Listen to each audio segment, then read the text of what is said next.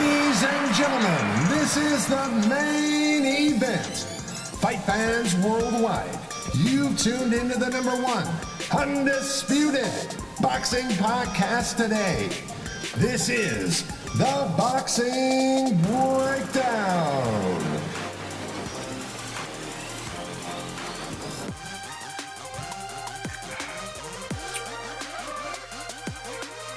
Now, your heavy-handed, hard-hitting host, Mark Roxy.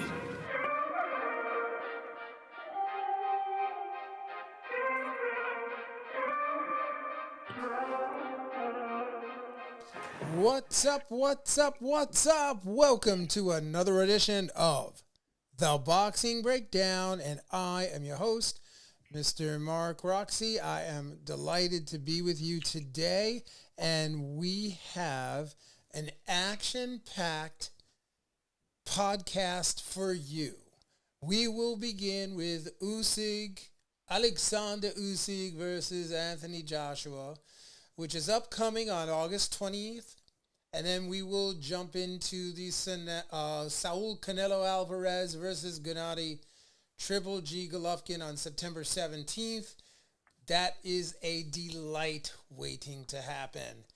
And then finally, we're going to get into the Joe Smith versus Arthur Beterbiev recap of this past weekend. And without further ado, I would like to invite into the Boxing Breakdown and welcome you, Mr. Harold Hunt. What's up, what's up, what's up? What's up, man? How you doing? I'm good, brother. What's going on with you? Oh, man. Boxing is hot as always, man. Some good stuff happened in the past, and we must talk about it. Yeah, man. We really do. I mean, we have not been in the hole for a while here. We have not been live for quite a while. I think it's been like 2 weeks. We have been crazy busy, man, and good busy, but nevertheless, here we are. Delighted to be with you. If you're listening on Apple Podcasts, Google Podcasts, or wherever you get your podcasts, thank you for being with us today. And and Harold, thank you for being with me today. And if you're watching on YouTube, welcome. Please leave your comments. You can put your comments there. If you want to interact with us live here, you're welcome to do that. And remember to hit the like and subscribe button down below. We would be delighted if you do that, and share the podcast with fellow boxing fans, boxing maniacs. Please share this podcast out there with those individuals. And so, Harold, let's go into Alexander Usyk versus Anthony Joshua, August 20th. What you got, brother? Well, man, as you know, Joshua's got a new trainer. Yeah. Mr. Garcia, as it would be. And he went around the world and auditioned every trainer you could possibly think of. Right. So what's up with that? I mean, don't you think that's an unlikely pairing? What do you think of the pairing? Let's talk about that. Well, my understanding of Garcia is he's pretty much no nonsense. And Garcia tends to take your strengths and make you use that constantly.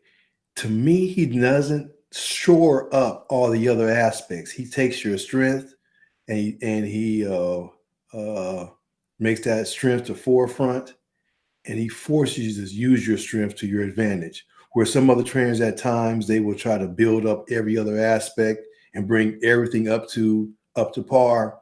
Right. He's just going to take what you do well and make you do it better so you can be successful. So I think that is a reason why he went to him, because the other trainers are going to try to change the defense and change this and change that and just, try to make him an overall fighter, an overall better fighter technically. Whereas Garcia is going to say, this is what you do well. We're going to make this, hone this, so you'll be successful. Interesting. That's an interesting outlook on that. Yeah, I mean, I definitely think, Garcia has a certain way of working, and his fighters certainly approach fights.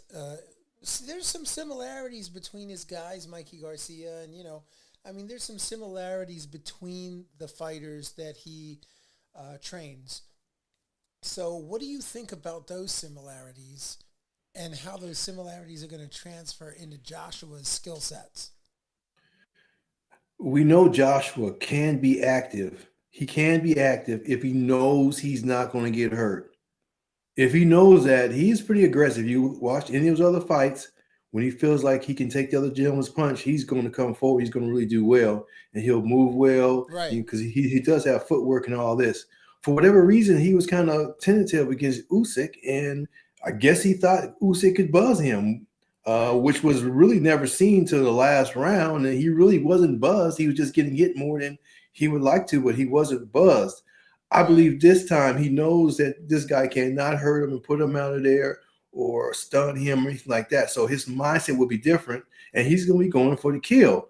And I really think he's going to kind of muscle him a little bit. Of course, that's what the world says, but you got to do it effectively. And Garcia knows how to do it effectively. If you look at all of his charges, his own brother is Right. kind of a bully type fighter. Get you in the corner, put the work on you, and that type of thing. Not necessarily jabbing, I mean, come in with jabs and all that. Right. Once they get in the pocket, they do work, and Yeah. they cut people off. Yeah, man. I mean, look, if you go back a couple of fights, couple years back now. I mean, I got to go back to 2019. Actually, really right pre-COVID, right before COVID-19 started. Anthony Joshua took on Anthony Ruiz, and he eked out a 12-round decision with him, fighting a guy who likes to move, who has good hands, who's a little faster and a little quicker, and he was able to eke out that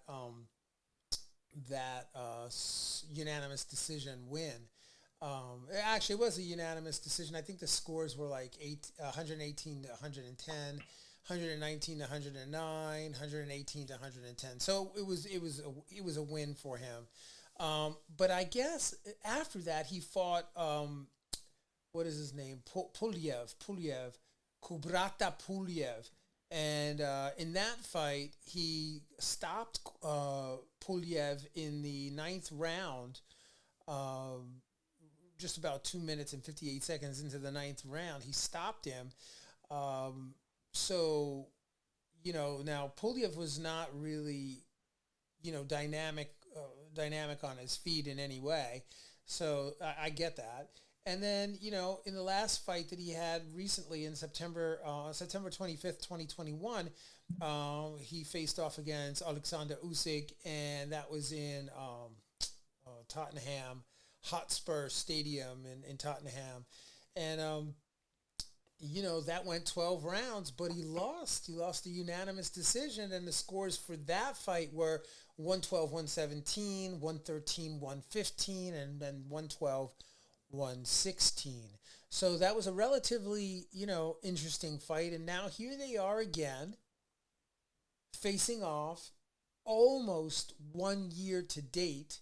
It was actually 1 month earlier, but, this is going to take place, I think, on August 20th, right? So this is for the World Boxing Association Super Welterweight, Super World Heavyweight title, the International Boxing Federation's World Heavyweight title, the World Boxing Organization's World Heavyweight title, and the International Boxing Organization's World Heavyweight title.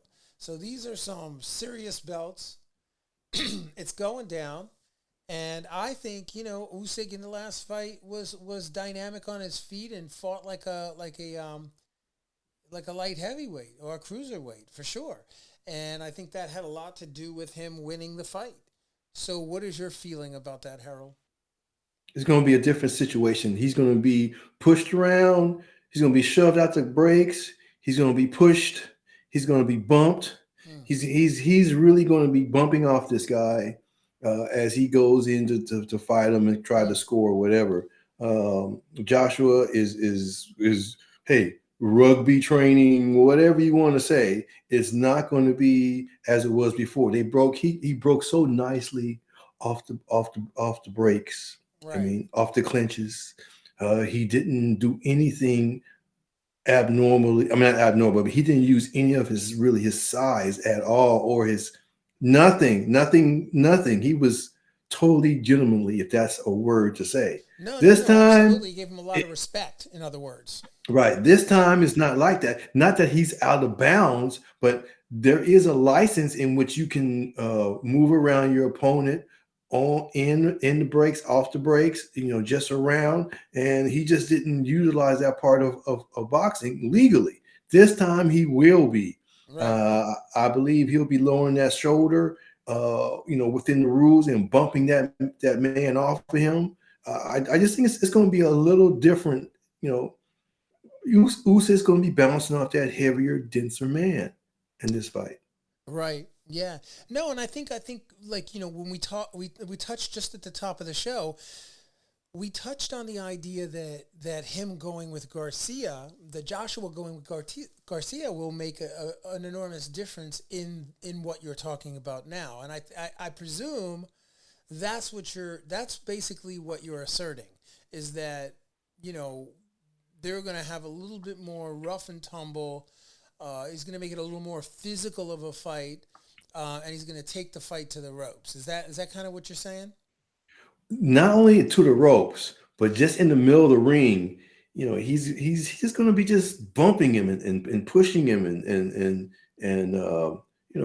clinching and grabbing, and he's just really going to force the referee to really stop it, break it down, slow it down, all that. He Right. has to do that. He has to break this man down just because of his sheer of his weight. But he does have the skills, Mark. You know it. He can actually Yeah. box. Oh, yeah, When he you're an does. international guy, you Yep. got to know how to box. To me, as I said earlier in our conversation, it's got to be his mental aspect. This guy can't even hurt me. What am I doing in here? Let me get this paper. Let me go ahead and beat him up and let me move forward, because this guy just can't hurt me. He's not going to hurt me. Right. So what do you think the last year has consisted for Joshua mentally? Oh Let's man, talk every about that. night he Yeah. in the bed when he's sleeping, he's waking up. It is like, what in the world? He remembered the Ruiz thing. Okay, he got clipped. You can always say, hey, I did get clipped. I got clipped. What can I say about that? Right. That's human. Yeah, But sure. It when I happens. went in there, I didn't even fight. And Yeah. I was tentative by a smaller guy, and he made me look ridiculous. Oh my gosh. I bet he didn't watch that film for maybe what, 3 or 4 months. And then Yeah. all the scuttlebutt. I bet his own mom came into the room because they lived together and said, what were you doing? What were you thinking about? Right. I've seen you beat at the boys on the block better than this. What's up with that? I know Right. we got a lot of candid conversations and opinions on that fight, and he took it all into account, I believe. Yeah. No, I think you're right. I think it's been eating at him for a year. I think, to your point, Garcia, working with a trainer like Garcia, he's definitely going to be more of a physical fight. I think he'll make it more of a physical fight. Um, yeah, it's interesting. On the flip side, how do you think Alexander Usyk is going to handle the fight? What do you think Alexander Usyk might do to dominate the fight and to come? What does he have to do to win? I have to use another fight as a benchmark. Cambosis. He fought his best fight the first fight. Right. Charlo, the guy who fought Charlo the second time, he fought his best fight the first fight. Right. Both of those guys didn't have anything for Cambosis is not going to have nothing, and the guy who fought Charles didn't have nothing because they fought their best fight. Usyk fought his best perfect fight. I mean, it was perfect. It was Right. perfect. He did everything perfectly. The stars aligned for him, and his opponent was a willing, tentative, timid type situation. This is not going to be the same. He's not going to be able to apply the same kind of work ethic, work that he did, because he won't be penalized for moving around. So, Right. in my opinion, he lost. Yeah. So okay, well, let's He's take going to another. lose, rather. You think Usyk is going to lose? Usyk There's you go, will my give up the friends. belt. You Yes. just heard Mr. Harold Hunt, professional boxing judge and Yes. co-host of the Boxing Breakdown. You just heard him tell you that he believes, right, that Alexander Usyk is going to come up short this time. Now, Yes. I'm wondering what do you think the war in Ukraine has played on this fight?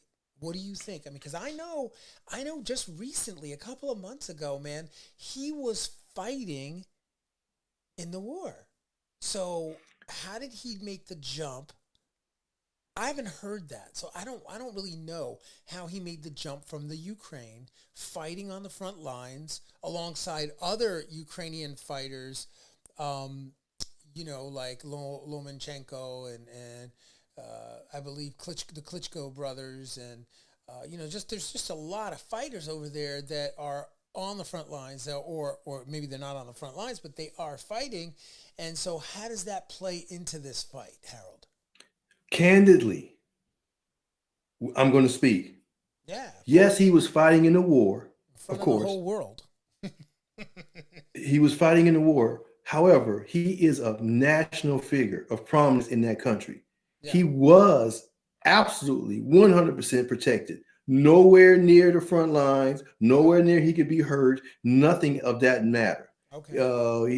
He may have hung out with the troops some, but he was taken care of and pampered in such a way, because the last thing you need is one of your icons being hurt or Yeah. killed in any kind of war. For Now, sure.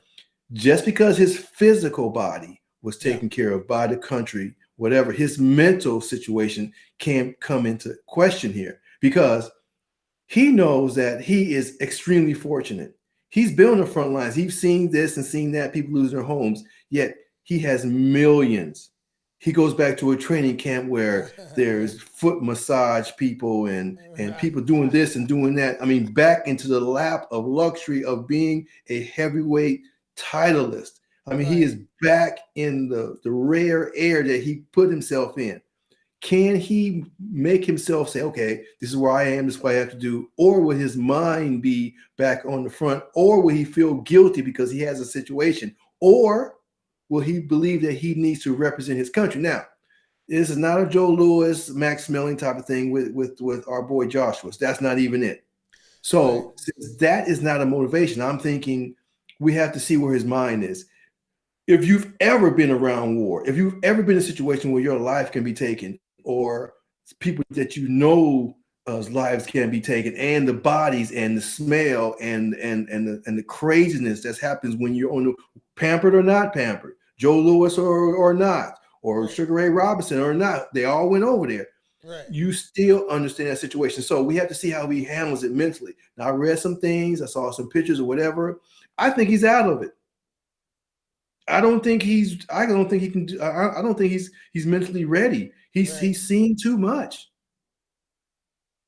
Wow. He feels too privileged. Yeah. That's heavy. That's heavy talk, man. I mean, look, if you look at them on paper, right? If you just study them on paper, Alexander Usyk is ranked number 2 in the world. Anthony Joshua is ranked number 4 in the world. Usyk is a southpaw. Joshua is an orthodox fighter. Usyk has he's 6'3", and Joshua has the height on him at 6'6". So that's one. Here we go. All right, the reach is 78 for Alexander Usyk and 82 for Anthony Joshua. So he's got the reach on him as well. And as far as the records are concerned, Alexander Usyk is 19-0 with 13 KOs. Anthony Joshua is 24-2-0 with 22 KOs. So on paper, it really is a one-sided fight on paper when you look at it. But you have to remember that Alexander Usyk is not. I don't really necessarily agree with the concept that was his best fight. I think what it is that this guy Usyk is just a tremendous fighter, tremendous competitor, and he had a tremendous amateur background. So you're not just dealing with a typical, what you would call a typical rising heavyweight who oftentimes doesn't have the level of competition or pedigree that someone like Alexander Usyk has, that he's developed over many years, particularly in his amateur background, his amateur pedigree, and being trained in, the Ukrainian system obviously has some advantages worldwide, right? True that, true that. But he was a bully in all his other fights that he won at his regular weight. He was undisputed at that weight. He pushed people Right. around. He was the bully. He was the Yeah. bully. Right. So this time he's not going to be the bully. He was even the bully with Joshua in his last fight. So he was still fighting in his own arena. This Right. time he won't be. Now I got to go back to it. Kobe Bryant. And I say that because when he was going through that court trial, he would go to the trial, he would get on that plane, he would fly back to those games, and he would ball out because that was Right. his only way of any kind of sanctuary. Yeah. And then he had to go back to the trial, sit there, his life was on the line again. But then he'd get back on that plane, fly back, drop on that court, and he would ball out because that was all he had. Right. Good So point. if Usyk can do that, I can understand. If he can do that, that is definitely an advantage. But if he can't, but war is crazy. Yeah.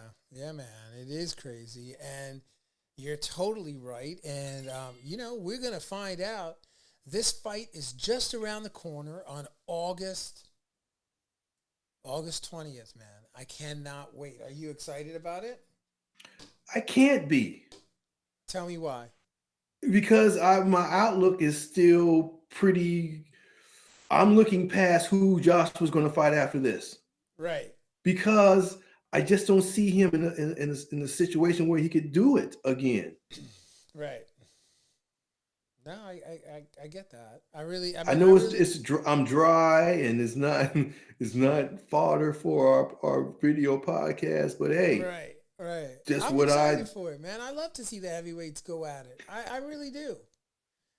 So I'm excited about the fight. I really am, Harold. I just, yeah, I think the fans that are listening in today, they certainly are tuning in part because they wanted to hear, our predictions on Alexander Usyk and Anthony Joshua. It's a big moment, well, I did offer it.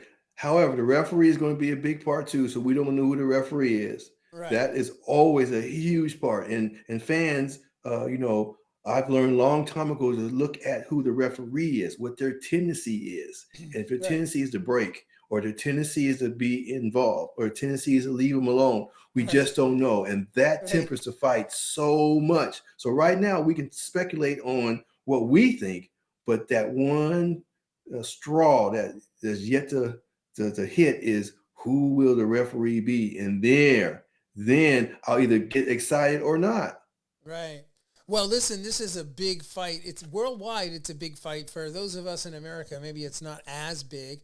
It is put on by Eddie Hearn, DAZN, and the folks over there. And it is going to be a pretty amazing fight. It's taking place in Jeddah, Saudi Arabia. And I believe I heard offline that the site fee alone was like $80 million, Harold.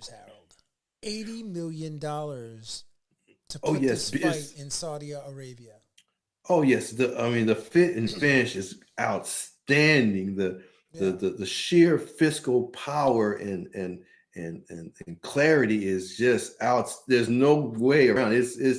It's a spectacle financially, no doubt, Yeah, no doubt. no doubt. And I know this is a tough pill for Eddie Hearn to have swallowed in the first fight. Okay, so we know that. We know that Eddie Hearn was not happy with the outcome of the first fight, and he's gone on record publicly to say that he really wants Anthony Joshua to damage Alexander Usyk. And I believe that's part of the rationale for going with Garcia, believing that Garcia can show him some rough and tumble, like get in his head and be like, yo, listen, we're not going to fight him the way you fought him in the first fight. We're going in there and we're going to damage this dude. I think that is part of this little dynamic here.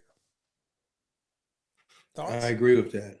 I agree with that totally. I mean, we have to see if Joshua can actually take on that persona, because Right. He is very wealthy. He is classy to a fault. Yeah. Uh, he would need to get beat up a lot in sparring. I Right. mean, he's got to be humiliated daily for him to get that kind of edge on him. So when he goes to Usyk, he'll fight, because if Right. he's winning in the gym, if he's the boss in the gym in this whole training camp, it could be an issue. Right. Garcia's got to be bringing in people who are kicking his butt constantly. Yeah. Right. Well, Harold, it's just about time, brother, that we jump on to our Saul Canelo Alvarez versus Gennady Golovkin Triple G. That's happening on September 17th. So let's get into that. I know we've had, if you didn't hear our breakdown that we did prior to this podcast, we did touch a little bit on the fight, the upcoming fight on September 17th. It is of course, the third fight. There's a lot of media going now. There's a lot of stuff happening around the two camps. And I just wanted to get your view on that, Harold, and maybe we could open up a discussion on the details of that fight. Canelo's in a situation, I believe we said before, he needs to save face, which he should be able to do, I Right. believe. Triple G is definitely going to come in and fight as well as he can. But I think eventually, as you get in the later rounds, just the father time type of thing, I know you just can't summon for that to happen, but it can happen. And I kind of saw it in the fight with the Japanese guy Right. who was landing a lot on Triple G. He was landing, it was some of his best work. He just was out punched, but he was landing. And you cannot be open like that with Canelo. You just can't. I Yeah. mean, if you're rocked and back and forth, you may not go down, but the ref can jump in, So that kind of thing can happen. So his defense to me has waned, Yeah. uh, Alvarez, definitely. So I think it's going to be No, open Golovkin. for that. You mean Golovkin? Yeah. Yeah.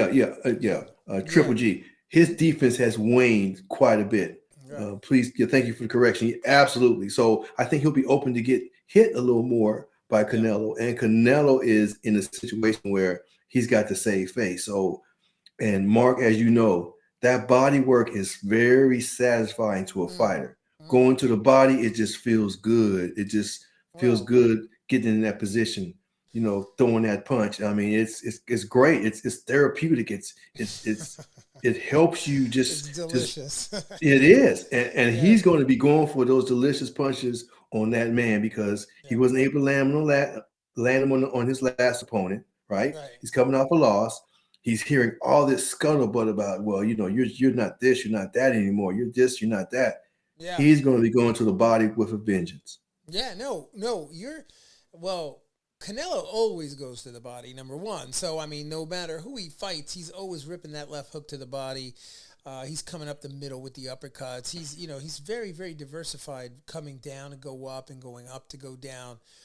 I think when it comes to Triple G, I just want to go back with what you touched on. You're talking about the fight that he had back in April of 2022, where he fought Ryota Murata, where Yes. Murata got some really great shots Ooh. early on in the fight, right? Golovkin TKO'd him, but he was landing shots, and to your point, that kind of exposes him, right? Is basically what you're trying to say in a different way. I'm saying it in a True. different way, that Golovkin is exposed. Yeah, and I agree with that. I think let's just go to the tail of the tape, if you will, the tail of the tape, right? Canelo Alvarez is ranked number one, and Gennady Golovkin is ranked number one as well by certain sanctioning bodies. Um, Alvarez is 32 years old, and Gennady Golovkin is 40 years old. Triple G is 40, the big 4-0. Um, yeah, they're both orthodox fighters, so they both are fighting, um, with their jabs closest to one another. And, the height for Canelo Alvarez, I believe, is like 5'8", 5'8", and Gennady Golovkin is 5'10". So, Golovkin does have a little bit of advantage on the height. I'm not sure if it's really an advantage because of the way he fights. And, Canelo loves the body. So being low in that low stance, tucked up, turtle-like is going to be, Canelo's mode of operandi, if you will, right? The records are 57-2-2 with 39 big wins coming by way of KO for Saul Canelo Alvarez. And Triple G is 42, one loss, one draw, and 37 wins coming by way of knockout. So they both have fought great competitors. I do believe that on paper, and this is just, looking at the fights on paper for the last 10 fights, I do think that Canelo Alvarez has faced a tougher competition. That's where we are. Does Gennady Golovkin have an opportunity to dominate? Yes, he does. If he faces the kind of Canelo Alvarez that showed up in his last fight at a higher weight class, fighting against, a fairly decent opponent, a good opponent. He had a lackluster performance. It was not a good performance for him. And I think if that Canelo shows up, Triple G has a very, very good chance of winning the fight, skill for skill. If the same Canelo Alvarez shows up that showed up for Sergey Kovalev, right? Which, by the way, Sergey Kovalev was on his way out. So, but if he shows up like that, or if he shows up like he fought Callum Smith or Anvi Yildirim or Billy Joe Saunders, Caleb Plant, if he shows up like those guys, like he fought those guys, I think he has, he comes out with a dominant performance. Harold. I agree with that totally. The thing to me is he's going to go to the body, as you said, but I think he's going to have a little more oomph on that. I really saw him have to fight when he fought Triple G the first time. He really had to fight. Yeah. And he fought. Yeah. And then the second time he fought, he went ahead and did what he usually does, and he won. So right. I see this as a continuation of that with a man who's a little more pliable, actually. And he's got a lot more to prove. And Canelo was I don't want to say he was out of shape for this last fight, right, but he'll definitely be in great cardio shape this time. Yeah. I don't think he'll be winded at all because he wants to really redeem himself. Yeah. No, I mean, do you happen to know when Gennady Golovkin turned pro? Do you happen to know that? The answer. No, please let me know. I'm trying to think of what year.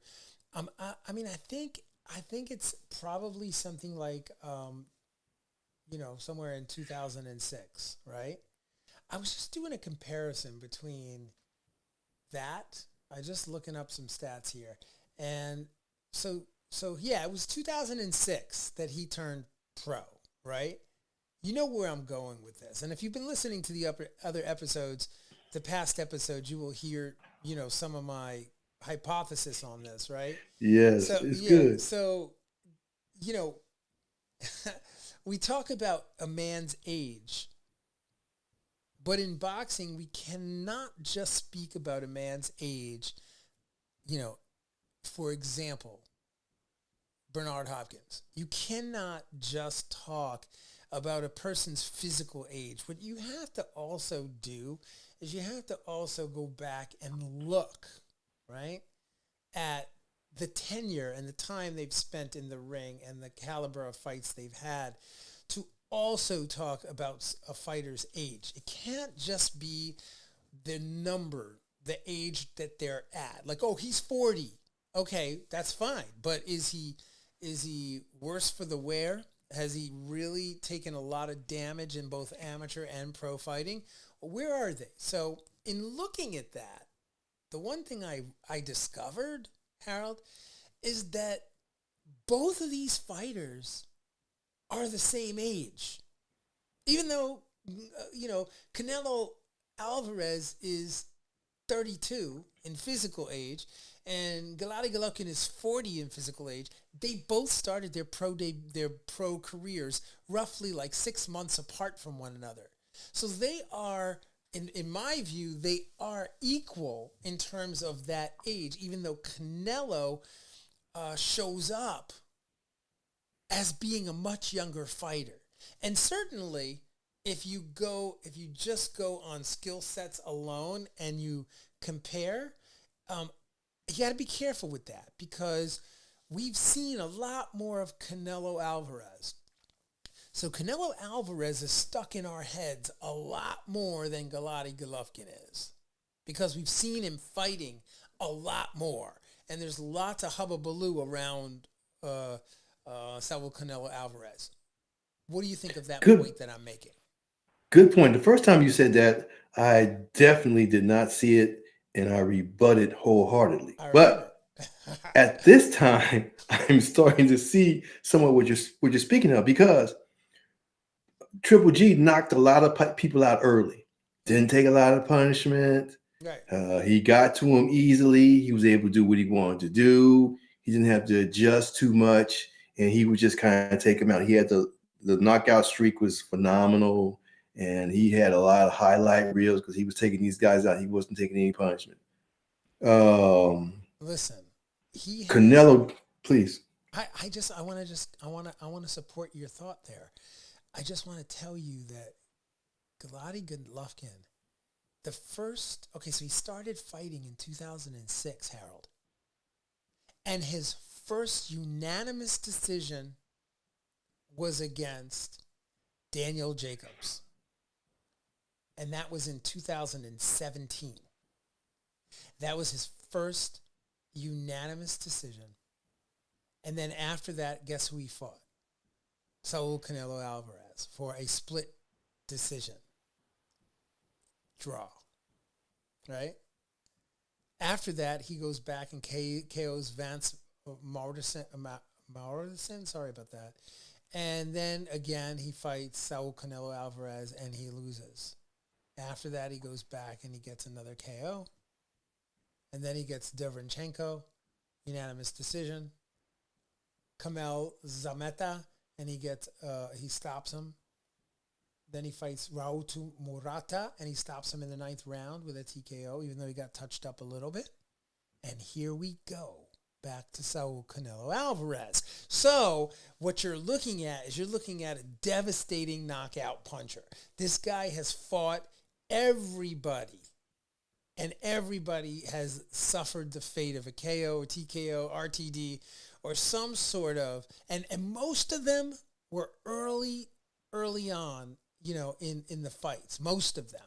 There are a couple of, last round knockouts, but most of them were inside of 6 rounds. Most of them were inside of 6 rounds, with maybe like 3 or 4 of all the fights he's ever had. So actually 5. Okay, 5 here. 5. Yeah, about 5. So, I mean, that says a lot about a man's career. And I think that when he had a falling out with Abel Sanchez, that really put a giant monkey wrench in his career. And a lot of what's occurred in those years since he, stopped working with Abel Sanchez. And there was a real like, oh my God, what do I do? Like, my career's over. How do I start it up again? And there was a lot of futzing around with his career there. So I'm not counting out Triple G. I'm not. I think Triple G, for all intent and purposes and everything that we've just discussed, for the reasons we just discussed, I'm taking a deeper dive and a deeper look at this fight, because I think there's more there than meets the eye. Dude, you're working on me. You're working on me, man. Canelo had Mosley. Canelo had Cotto. Canelo had Floyd. Canelo had some people who were champions, who he had to figure out, who he just didn't just beat them up. Yes, he beat Mosley. Yes, he beat Cotto. Yes, he lost to Floyd. He wasn't beat up by Floyd, but he had to fight those other guys. And if you look at his record, he did fight some seasoned guys who know how to fight, and he just had to overcome them. So he was in somewhat of some serious fights from time to time, as long as they lasted.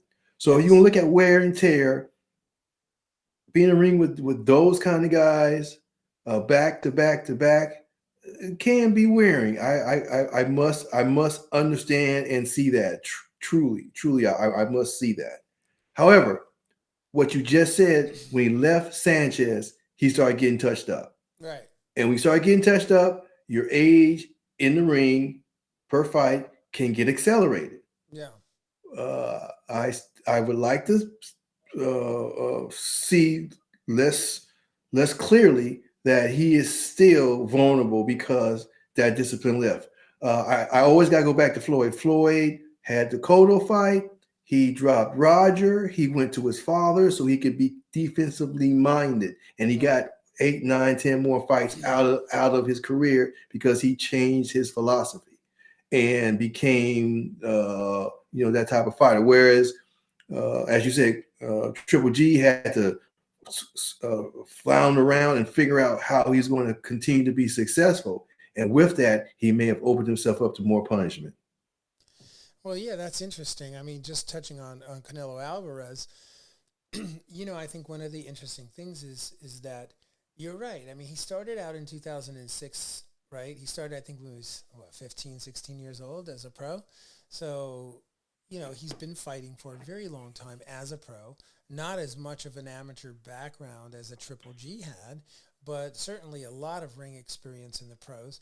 And then, it's not until 2011 that he starts to really fight named fighters, people that are really, really well known and that are on the national boxing, pro boxing circuit. For example, he fights Alfonso Gomez, was one of his first fights, and he stops Alfonso Gomez. Then he gets into Kermit Citron, who at the time was a beast of a fighter. And he TKOs Kermit Citron, steps up and fights Shane Mosley, Josecito Lopez, Austin Trout, Floyd Mayweather takes his first loss as a professional fighter against Floyd Mayweather Jr. He fights Alfredo Angulo, TKOs him. He fights Aris Landi Lara and gets a split decision win. Which some people thought he lost that fight. I know that's a sticky subject. I know if you guys are listening in right now, I know some of you are like, yeah, he didn't really win that fight. So, yeah, I just wanted to make sure I touched that. James Kirkland, who at the time was, pretty much a beast of a fighter. He stopped James Kirkland with a vicious right hand, putting him down. After that, he fights Miguel Cotto, Amir Khan, Liam Smith, Julio Cesar Chavez Jr., Gennady Golovkin gets a draw. Gennady Golovkin, he gets a win. Then he fights Rocky Fielding, Daniel Jacobs, Sergey Kovalev, Callum Smith, and the rest of the story. Yildirim, Saunders, Plant, Bivol takes another loss to Bivol, but he fights him at 175 pounds. So now he's back with Gennady Golovkin here. So my hypothesis is that how much these is just a question, right? These are questions, my friends. How much punishment has Saul Canelo Alvarez taken? And have we seen the best of Canelo Alvarez, or is the best yet to come? That's the question, Harold. As far as the skill set is concerned, I can't see him adding anything new to it. Right. I can't see anything. He just needs a point where he can apply the expertise of that skill set properly. Couldn't do it with our boy, his last fight. That just wasn't going to happen there. But here, he can apply his skill to a willing and receptive fighter. So I see him really, really doing really well. I mean, he has the motivation to redeem himself. I mean, this is this is big stuff when you lose. I mean, it's not the Durant thing where he got banished to Miami and couldn't go home and all this kind of stuff. Right. But it was he's still sitting behind them gates in Mexico, like, I don't want to go out. Right. They love me, but Right. I'm just not comfortable with that because I did lose. Yeah. So that is a huge motivation, and he's young enough to Yeah. still be emotional about it and add it to his his understanding of the fight. If he Okay. was an older fighter, maybe he realizes, well, I don't need to be all entwined like that, and I just need to go in there more business like. But I think he'll be a little emotional, and that emotion is going to kind of drive him a little more. Right. All right. So let's talk about skills here. Skills, my friends. Skills pay bills. All right. So let's look at the skills here. Let's break it down. All right. Who has the better jab? Canelo or I would like GGG? I would like to say GGG. Huh. Interesting. Okay. GGG's got a dynamite power jab. Power Just like a jab. slingshot power jab. Yeah. I could see that. I definitely think that I would have to agree with you on that. I would. I agree that if you put jab up against jab, I probably would give I would give Triple G's jab maybe like a 20 in power, 20 power, right? And I give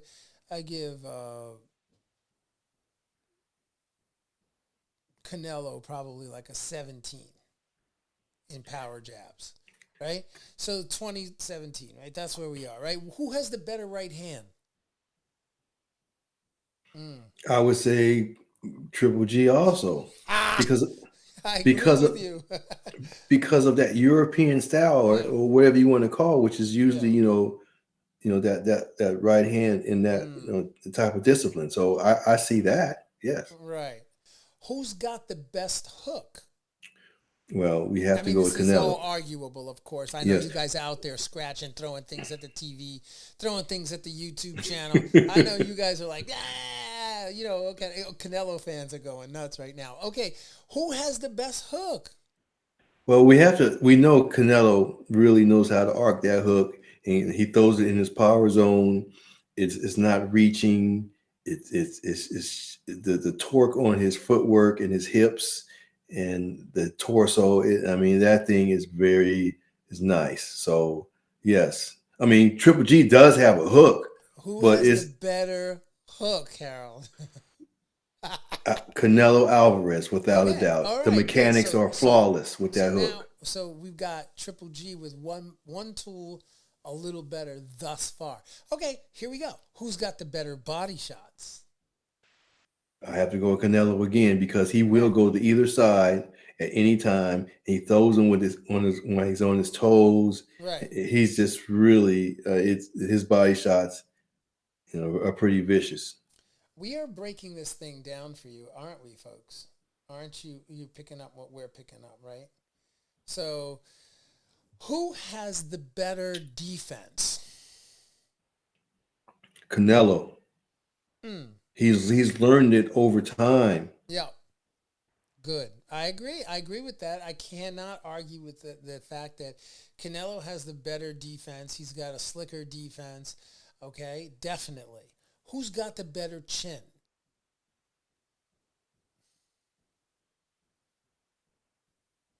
That is such a toss up because allow me some room. Um, Triple G has been hit squarely many times and Yes. didn't fluster at all, and Right. that is the case. However, uh, so has Canelo, and Canelo has never been really rocked. I saw a couple of pieces of footage where he was rocked Early a on in his while career, for back. sure. Yeah. Yes, but that was before he really got his discipline in, and now you don't even get a chance to hit him like that. Right. Mayweather As we touched said him up before, pretty good. yes, but that was no power. He just was Right. cleanly, he got to him. But as we said earlier, Triple G was hit by the Japanese fighter which Yeah. was concerning. But so if you want to say the best chin, got to go with Triple G again, Okay. only because we've seen him hit and not wavered. Whereas Canelo, we haven't seen him hit, so we can't say how Right. well his chin holds up.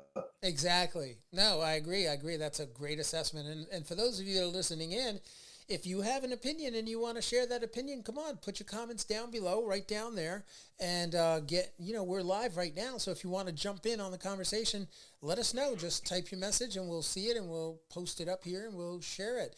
But yeah, man. So, okay. So we've talked about that. Who's got the better footwork? Oh, Triple G by far. All That right. European style causes that type of back and forth and Mm-hmm. round Yeah. and he was in the same camp with uh, uh, uh, the other fighter. His name escapes me. Put a gun to my head. I'm dead. The gentleman who utilizes the ballet discipline. Lomachenko.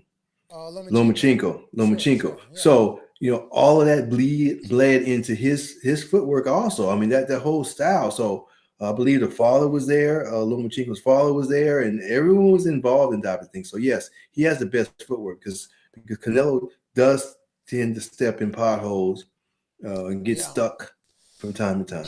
So, okay. So we can get into rhythm. We can get in who controls the distance better. Who has a better I would command like of distance? I would like to say Canelo is his distance is great because even in his last fight when he was losing, he wasn't in harm's way. He just couldn't land what he needed to land.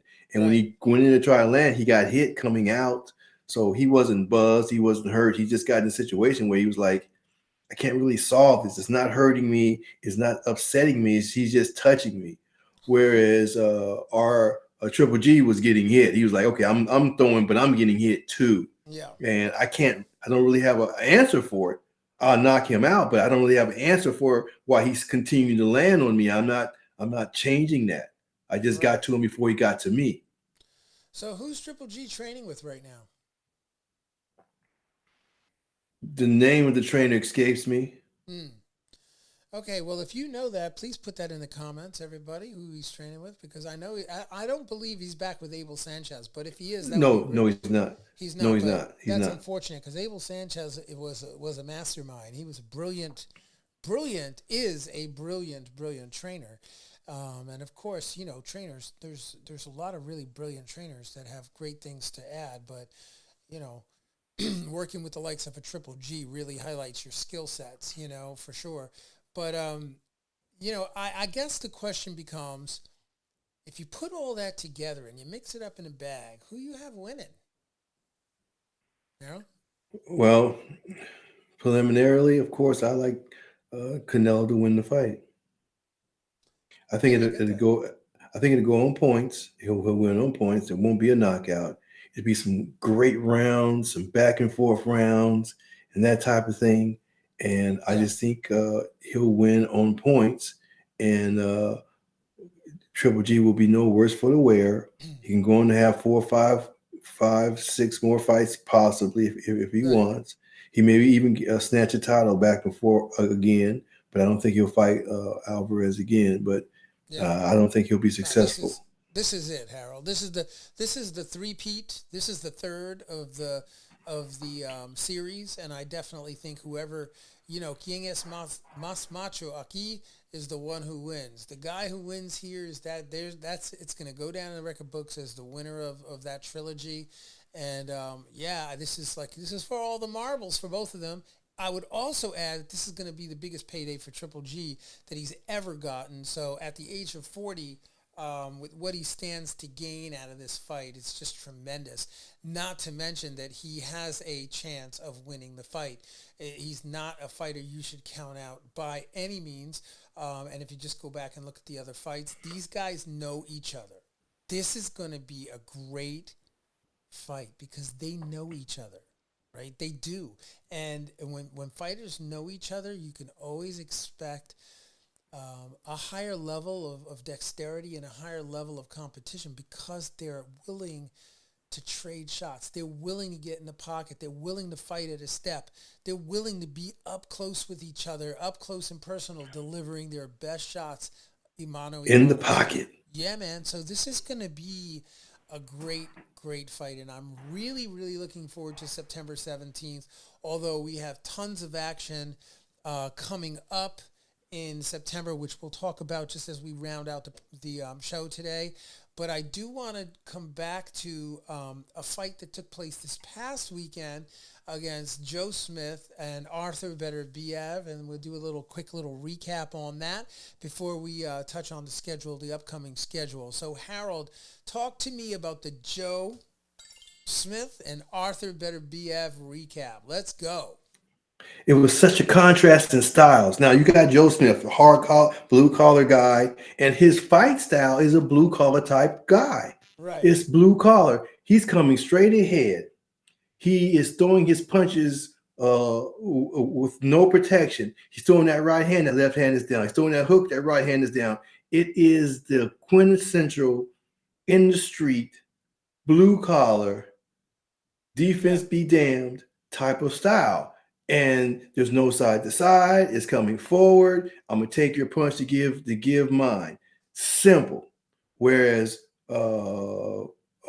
Beterbiev's style is honed strictly because the Olympics causes you to fight so many different styles. You have to understand footwork and dexterity and point systems, and I mean how to garner points against different styles from all over the world.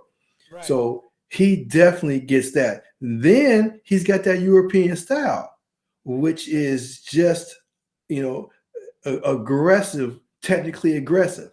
Right. And on top of that, he's a puncher, and he's got that nasty heart where he wants to take you out. So for him, this was easy. And you can see how easy it was because you look at the knockout, how the knockout came. Joe was throwing the punch with both hands down. He was throwing his best punch, all of that, and he got clipped. Bam. Because he's not defensively responsible because he never had to be, and he was never taught that. And he's not going to pick that up. And his style says, this is not a piece of what we do. Right. And because of that, he got clipped. Yeah, man. Joe, well, first of all, for those of you tuning in, here you go. Arthur Beterbiev is 18-0 with 18 big wins coming by way of KO. This is not a guy that you want to mess around with. Arthur Beterbiev is a serious fighter. By the way, he's originally from Russia. He's from Kazakh Russia, and he's fighting out of Montreal, Quebec. So he's up there fighting with an amazing team, training with an amazing team up there in Quebec. And the guy is just a devastating power puncher. The punches that he throws, if you go back and you look at his fights, he lands these punches, these thunderous punches. Everything he hits you with hurts. Even when he's hitting your gauntlets, he's hitting your gloves, he's hitting your, the top of the soft part of the glove, hitting your arms, wherever the guy hits, it's hurting, and it takes a lot out of you. He's that kind of heavy-handed puncher, power puncher that really is not someone to take lightly at 18-0. So, Joe Smith, who, Joe Smith is a great fighter. He's not, I can't say enough good things about Joe Smith coming out of Long Island, New York, Holla, New York, but he's a great fighter, but he couldn't stand up to Arthur Beterbiev's power. And I think part of it was, Harold, in the fight, particularly in the first and second round, I don't know why Joe Smith kept,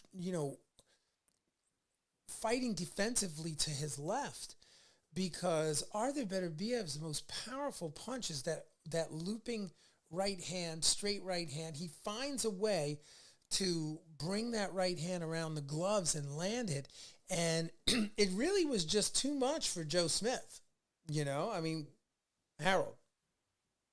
Yes, I love to reference fights. So this is another one. Vic Darchinyan Ooh, and Nonito and Donaire. Donaire. Okay, Yeah. if you remember Darchinyan's run, he was smashing everybody. He got to the point where all of a sudden he was in a situation where he was getting hit so clean and he had no answer for it. And that's what I saw. I Right. saw a situation where he's not used to, even though he lost to Bivol, he was still landing his punches and he just lost on points. He wasn't hurt. He was just couldn't, he was landing, but he Right. just couldn't. But with this gentleman, when he went in there, he just didn't have an answer. And he was shocked that he was even getting hit that clean when he was hurt. So I agree with you totally. It was exactly as you said. It's exactly as you said. Yeah, man. And I mean, I love the reference between Victor Chinian and Nonito Donaire. I haven't really thought too much about that fight. But that, Harold, that was an absolutely amazing fight back in the day. That took place on, it was like in 2007 that fight took place. And I remember the fight distinctly because I remember how brassy Victor Chinian was coming into the ring. And he was just, fighting with his hands down. He has like one of those really, really fan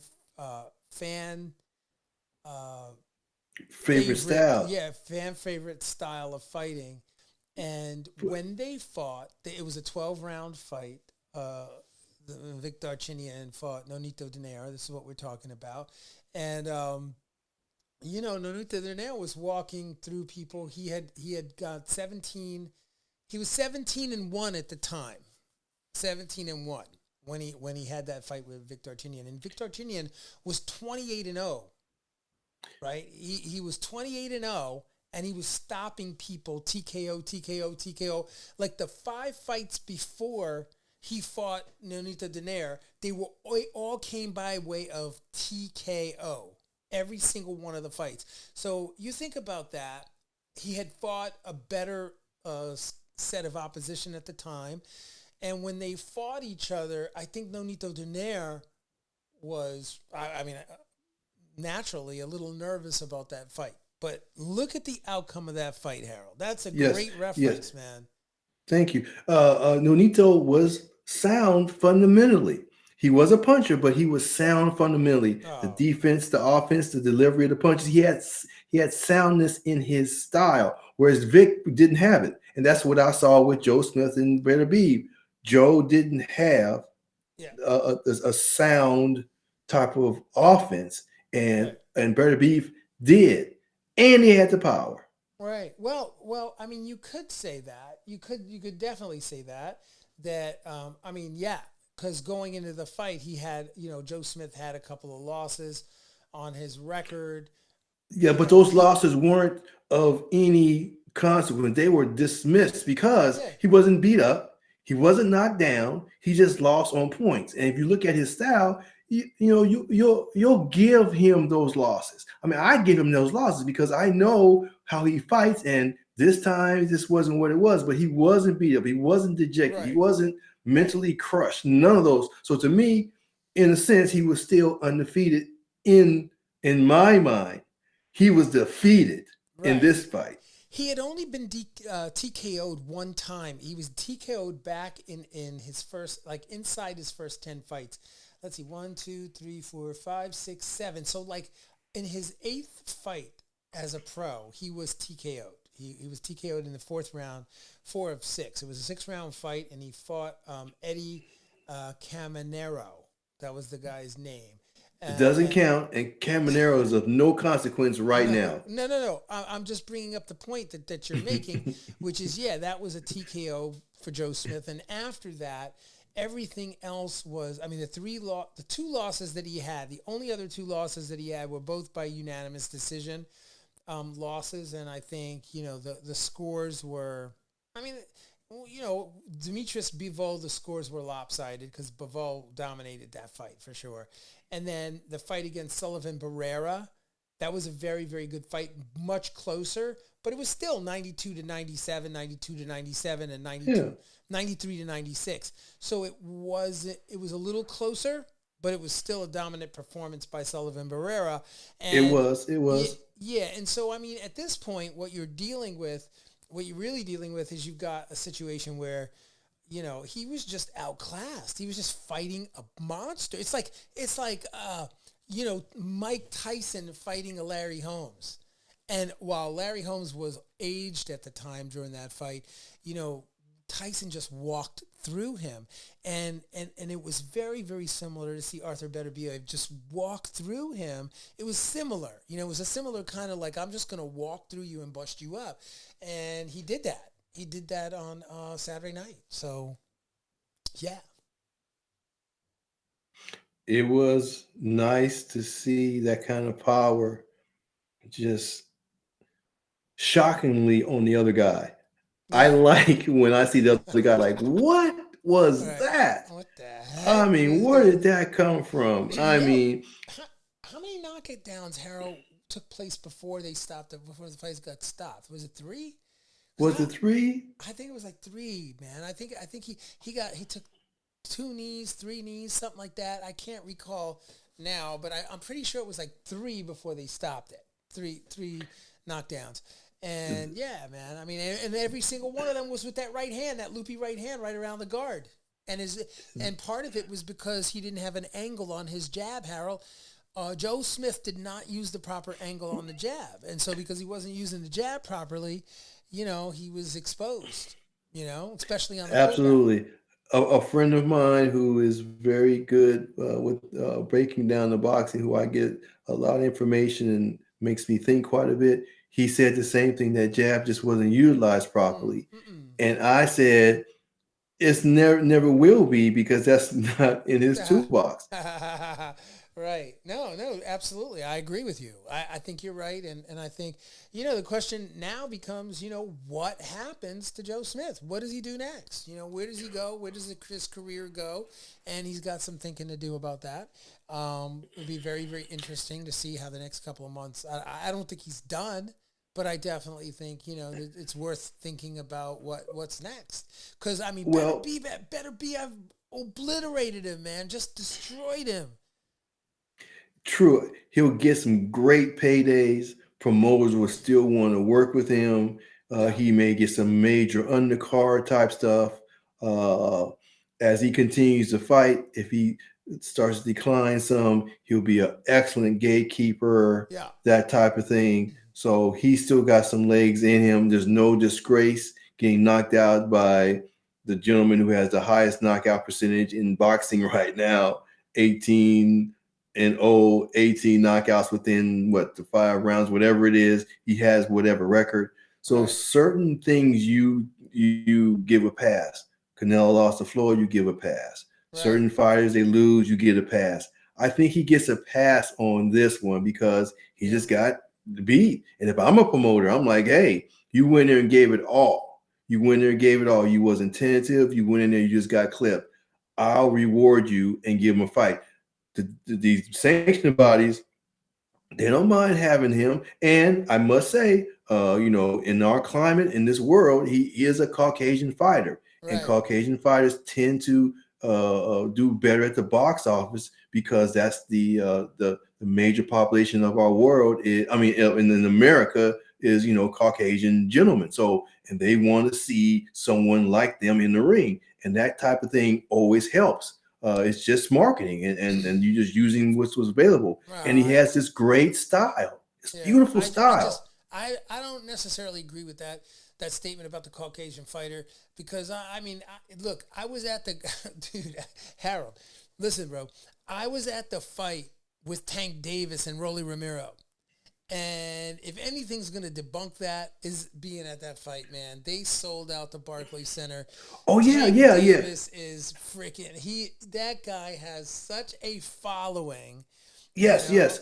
But from a promoter standpoint, from that type of standpoint, you know, this just helps the overall situation. I mean, that's what it is. I mean, please understand what I'm saying. I'm just saying that, you know, that is marketing and you know, he will always have opportunity. He should always have opportunity just because of that situation that he's afforded. Right. And that's all I'm saying. So even when he goes on the club circuit, when he's no longer on television, he's going to be a heck of a draw on the club circuit for the next 5 years if he digresses to that.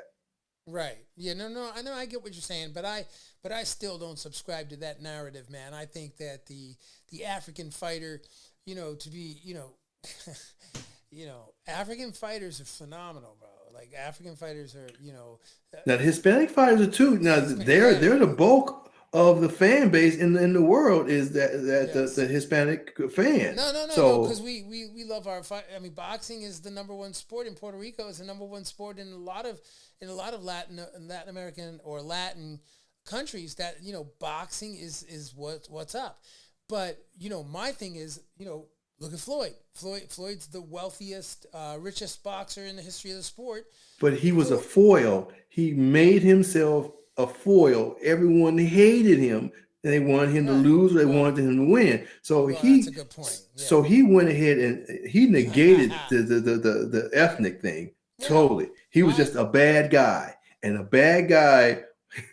I think he's a great guy. I think that was all show. Oh, circumstance, right? Oh, of course. I believe he said something that he saw how it was another fighter or something that promoted him to do that. Just like Ali saw Gorgeous George with "I'm the greatest" kind of thing. I would just can I just touch on that because please. You just triggered it, man. So what you're talking about is that he used to, when he was a kid, he used to watch a television program called The Lifestyles of the Rich and Famous with Robin Leach. And everybody on the program, people tuned into that program because they wanted to see the lifestyles of the rich and famous and what rich and famous people live like and what cars they drive and where they live. And, the American public is fascinated with being wealthy. Like it's a narrative that people are chasing, trying to capture. And so Floyd was brilliant in going, you know what?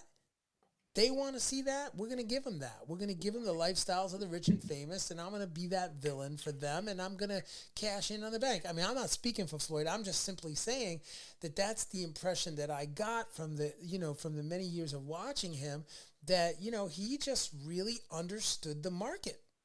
And he rose above the ethnic thing. Totally. That allowed him to rise above that and galvanize everyone. I mean, he had to spend their money. Yeah, he's playing golf with all these Warren Buffett or whatever he does with Warren Buffett, and he understood. He just he's just on a different level as a businessman, different level as a fighter, different level as a marketing genius.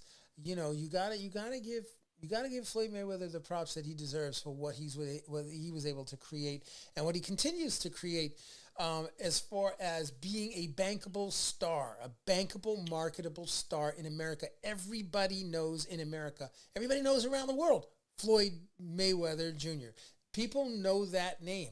They know that name more than they know, Gennady Golovkin or, Dog Bay or, I don't know, Joshua. People don't know those guys the same way, although Joshua can pack in, 180,000 people in the Wembley Stadium or whatever the numbers are.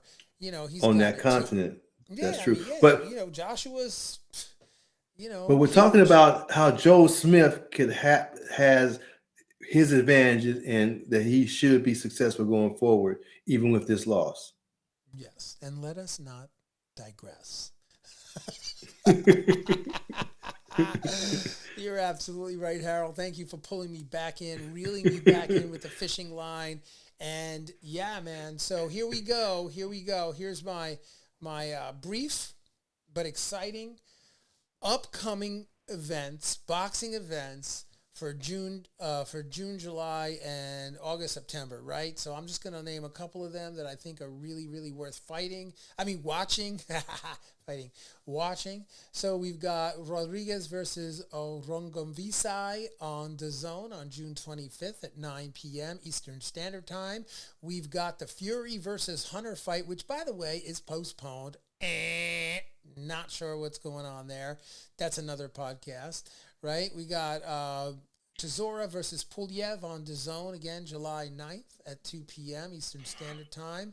Let's see who else we got here. We got Garcia versus Fortuna on DAZN on July 16th at 9 p.m. And Garcia, man, Garcia is, he definitely understands how to get his name out there. Yes. He's talking a lot of smack about Tank, right? I don't really know that. Again, that's our next podcast. We will cover that. We will get into Ryan Garcia as he, he's talking about, how he's going to beat Tank and stop him. And, he's just, there's a lot of fodder coming out there. He really wants that fight. But yeah, then we got Gonzalez versus Dog Bay. That will be a great fight. That's on ESPN Plus, July 23rd. We've got Garcia versus Benavidez Jr. Showtime, July 30th, 9 p.m. That is a fight to watch.